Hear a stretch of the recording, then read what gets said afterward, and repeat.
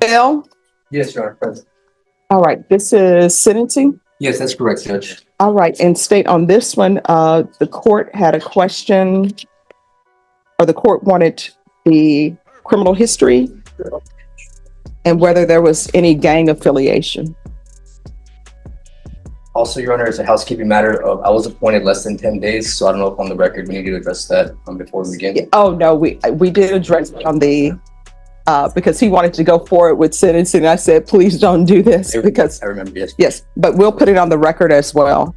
Well, before we go on the record, Mr. Bell, would you like to give your attorney more time to prepare a mitigation packet for you?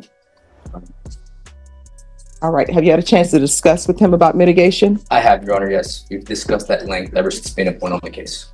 All right. The court is calling 2024 CR 3093, State of Texas versus Dylan Christopher Bell. Can I have parties announced for the record for the state? Jason Garrett, Your Honor. Defense? Renee Munoz. Are you Mr. Bell? Yes, ma'am. All right. And Mr. Munoz, you were appointed to represent him. I know from our last time we were here, the court sort of insisted that he give you more time to perhaps present mitigation evidence for him. Yes. And at least give you 10 days. I know he was balking a little bit at that, but ultimately he decided to give you more time. Is there something you would like to place on the record? Yes, Judge, just briefly, I did speak with my client about the 10-day notice requirement for substitute counsel on a matter that's being set, especially something like sentencing. Did stress the importance of allowing me time. We have met on that date as well as today, and I have been working on his case aside. Pause right here. Did you catch that the defendant is already framing prison as not helpful? That's a bold angle this early, but hey, race the real question. Do judges actually buy that argument or does it backfire? From that, so speak with my client about those preparations made. I believe he's comfortable to proceed at this time, Judge. He's been in custody for the last 177 days pending this charge. So I think that's his wanting to get the sentence over and done with, Judge. But we're respectful of the court's consideration, allowing us the time that we need. All right, thank you. And counsel, were you able to review the criminal history? Yes, I was, Judge. All right, state. All right, according to the plea that you entered into on May 9th, you entered a plea of no contest. The court found that there was sufficient evidence to find you guilty. However, the court deferred finding of guilt as you had applied for deferred adjudication and for community supervision. According to the plea, punishment is to be assessed at 6 years in the prison.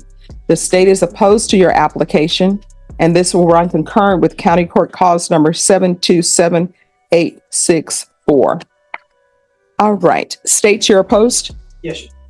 State, you may present. We don't have any witnesses, Your Honor, but argument. All right, defense, do you have any witnesses? No witnesses, Your Honor, only argument as well. All right, state, I'll hear your argument. Yes, Your Honor. Just due to the fact that this is a burglary of a habitation, this person actually was inside the home when it was burglarized. The reason that we have a reduced sentence here, the state believed that they took into consideration of the fact that the individual left after he was yelled at by the homeowner, but also tried to take the car. And that's where the restitution of $248 comes from, Judge. So that's why the state is opposed. All right, defense. Yes, Your Honor. My client is 21 years old.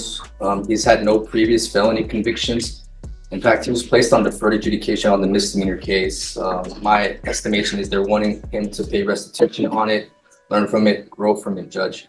And speaking with my client, I spoke to him about his upbringing because the juvenile offenses did want me to. All right, everyone, please make sure you whisper. The juvenile offenses did want me to delve in deeper as to his home life was like back then. He stated that he did not ever have contact with his father whatsoever. He had 2 brothers and a sister, and his mom was raising them all. Admittedly, she worked full time to support and raise them, so he didn't have a lot of parental supervision growing up. Essentially, he would go to school, go home, hang out with his friends, do drugs, skateboard, do things of that nature. He started off using marijuana and cocaine at the age of 15 with some peers that he was hanging around with, and that usage has progressively gotten worse and worse over time. He's admitted to me and he's being This is a critical moment. The judge is offering more time to prepare mitigation. That's basically the defense's best shot to humanize the defendant, turning that down or rushing this that can seriously shape the outcome. honest and truthful with the court, doesn't want to shun that. He had been using methamphetamine quite often. At the day in question of this offense, he was high on methamphetamine. He stated that he wanted to get the car just to go somewhere and drive so he didn't have to walk. He didn't want to resell it, didn't want to do anything with that. So just the nature of that has me going to the fact that I don't know what he was going through his mind at this time, but obviously it wasn't rational thought. He was in the house. He admittedly saw there was someone there, wanted to get out, try to get the keys, try to take off in the car. But none of that was done. Nothing violent was done. It was not assaults. It was not him wanting to prey on another person. It was just him, I believe, being high on methamphetamine, and there's a causal link between the offense and those dependency issues, Judge. He's 21 years old, still going through some immature thoughts and facts. He's been in custody ever since this offense took place on December, Judge. So he's been in the Bexar County Jail 177 days. He's had a lot of time to think about his life. He's never been confined like that, and he has never been to prison before. I think that was a good shock to his senses that he was in custody for that long. He stated that he wants help with methamphetamine usage to get a handle on those issues that we believe are causing him to appear the criminal justice system, Judge. It was placed on deferred adjudication, county court number 8, cause number 723371. He was granted 6 months deferred on that case, Judge. Being that the DAs offered him deferred adjudication and didn't merely time serve him, I think goes to an indication that they want to work with him on a community supervision basis. I do know that the listed offense is serious, being in someone else's home, and I did stress that with my client.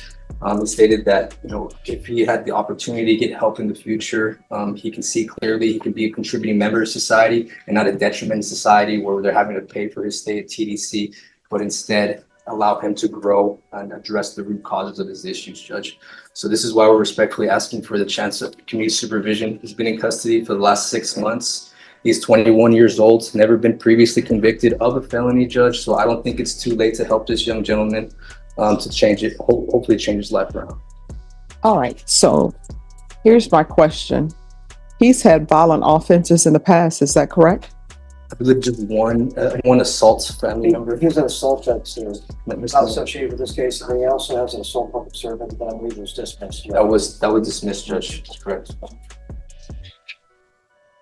I believe the juvenile offense was when he was the misdemeanor assault was when he was a juvenile, Judge, and he was on juvenile probation for that. I just think that the lack of supervision at a young age, not having his father and having his mom just work a full-time job and then have the 3 kids that he wasn't supervised. He thought he could do whatever he wants. No, there's society, there's rules, there's laws. And, he fell in with the bad crowd, starting using drugs progressively, cocaine when he was 15. He's never had the chance for drug treatments. So we're just asking for a chance at some treatment, Judge. We don't believe he's going to get the sufficient drug treatment at the Texas Department of Corrections. Oh, they have the therapeutic community, but I just need for the juvenile adult public servant, he was on a top of probation. all right. Anything you wish to say? You want to raise your right hand? You solemnly swear and affirm the testimony you give will be the truth and nothing but the truth, so help you God? Yes, ma'am. All right, you can lower your hand, state your name for the record. Dylan Christopher Bell. All right, you need to keep your voice up so the court reporter can hear. Your Honor, I've been thinking about everything I did through the stay in jail, and I just haven't had the chance to go through treatment. And I believe that this offense that I committed was because of me being on drugs, and I wasn't in the right state of mind. And I've been thinking about it long and hard for the last 6 months that I've been incarcerated, and I just don't believe that prison is gonna be the thing that helps me. Oh, a lot of people, I can tell you this, everybody over in the box, they don't think prison is going to help them. I don't know anybody Yes, ma'am. who goes to prison who thinks it's going to help them. Even people who are charged with murder and are found guilty of murder. At some point you could get probation for murder. And I know some people who have been convicted of murder, and you know what they say? Prison is really not the place for me. It's really not going to help me. I need to be on the outside. And Judge, I think that also something he's alluding to, that if convicted, Okay, now things get real. The state is laying out why they oppose leniency, and notice how they focus on the danger of the situation, not just the crime itself. Let me ask you, should intent matter more, or the risk he created? and put into prison, he would be a convicted felon at his young age, and trying to get a job and trying to do anything housing, he's just going to be pretty much kept down in society. Whereas if given, say, a deferred, it's not a final conviction, he can work his way off to that, pay restitution, make things right, do community service, get back to the community, and that would be a good test of him. I've already explained to him that if he doesn't fulfill the terms of deferred, that she can send you to the full range of punishments and indiscriminately send you to TDC. But he's asking for an opportunity to make it right, make the community better, and also make himself better, to not just be a detriment where he's cycling in and out of the criminal justice system because he's had a conviction, he can't get a job. So we're asking for just at least the slightest hope to keep his record somewhat clean, and have him work his way off this deferred over the years for hopeful dismissal. All right, any questions, State? I have a question. Why are you in red? I'm in red because I'm in segregation.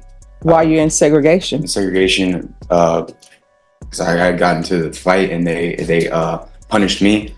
More so, I had gotten assaulted, but they had punished me and put me into segregation for 15 days. Last time, Judge, he had the bruise under his eye. Remember? Oh yeah, I remember that.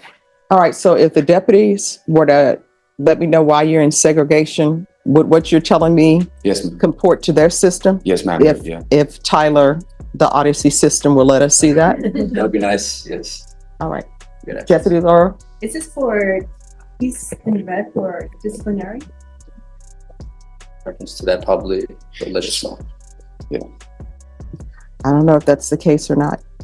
All right, just have a seat. I need to think about this for a moment. Yes, ma'am. Yes, Your Honor. Thank you. Who's here on Christian Smith? Christian Smith? Oh, that's the one where we're trying to figure out.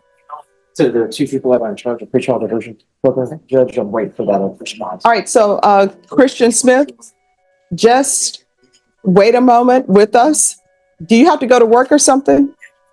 All right, so this is what we'll do then. We'll go ahead and give you a reset, and then we'll contact your attorney if you actually need to come back on that day or not. All right. Norma, on Christian Smith, if you give him the June 11th reset date, and then we'll see what happens. He needs to go to work. All right, are you all ready to proceed on the motion? Yes, Judge. Yes, Your Honor. All right, court is calling 2019 CR 11017W, State of Texas versus Michael Paul Shoemaker. Can I have parties announced for the record for the state Daniel S. Clark, with State of Texas. defense? Sean Henderson for the defense. And are you Mr. Shoemaker? Yes, ma'am. Did you review the document entitled Motion to Enter Adjudication of Guilt and Revoke Community Supervision and cause number 2019 CR 11017W with your attorney, and did you understand it? Yes, ma'am.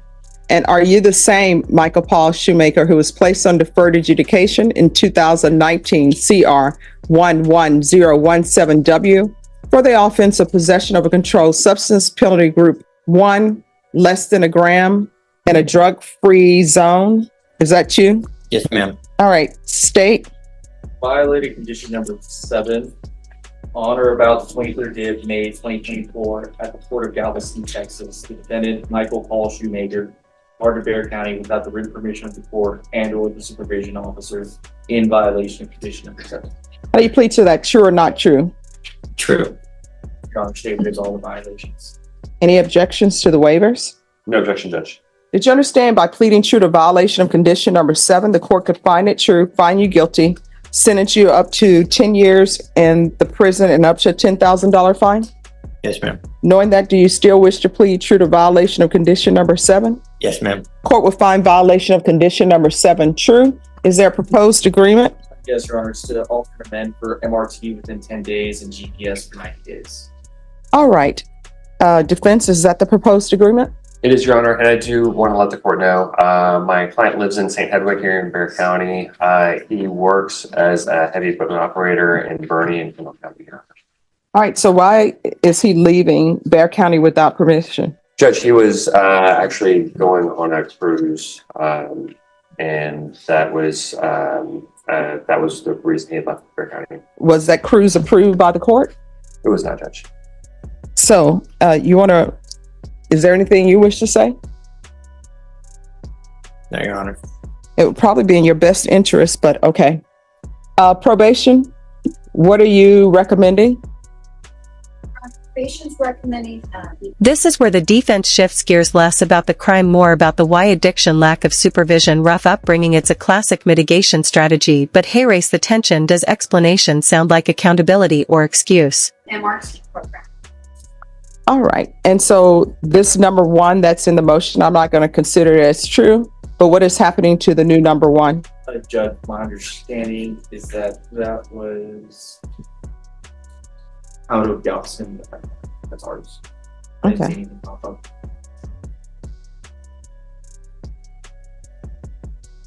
And that is correct, Your Honor. The new case is out of Galveston County. So what is happening with that case? It's currently pending, Judge. I don't represent him on that, and so I don't know what ultimately is going to happen with that case, Your Honor. I'm not going to take that in consideration and not consider it. I'm sorry, I'm not going to consider it or take it in consideration since the state waived it. But allegedly, Or yes, what the new number one is, Judge? yes, who or- is the violation of a protective order with? Did he go on a cruise with the person he's not supposed to be with? Allegedly? Allegedly, yes, Your Honor. So where do we, off the record, where does it come in that he violated a protective order? How did that happen? Did people go on a cruise and things didn't end well? I'm sorry, Your Honor. Did he go on the cruise? Because you're saying allegedly he went on a cruise that he had a protective order against. He went with that person on a cruise. He did, Your Honor. And so when he got on the cruise, since the cruise was leaving the country, Judge, I believe they go through and check everybody's passports. And it was during that process that they found there was a violation, or that there was a protective order in place with the person that he was going on the cruise with. Oh, and he didn't get to go on the cruise? They He stopped did him? not. He did not. It was right after boarding, Judge, that that he was removed from the cruise. Did he pay for the cruise of the person who he has a protective order against? Yes, Judge. He paid for it, or the person who he has a protective order against paid for it? Both. Both of y'all paid for it. Did they give you a refund? No, ma'am. Okay. This is just questions that I have. I'm always curious about things. All right. We can go back on the record. You want to raise your right hand for me, please? Do you solemnly swear and affirm the testimony you give will be the truth and nothing but the truth, so help you God? Yes, ma'am. All right. You can lower your hand, state your name for the record. Michael Paul Shoemaker. All right. Why do you have the tape around your wrist? What's going on? So and when you get booked in the main jail, it's every stage you go through. And Ah, I just didn't take it off. They took me straight over this morning. So okay. All right. This is probation's record. And there it is, the judge zeroes in on prior violence. This changes everything, because now it's not just a one-time mistake, it's a pattern. That's the kind of detail that can completely flip a sentencing decision. Recommendation in the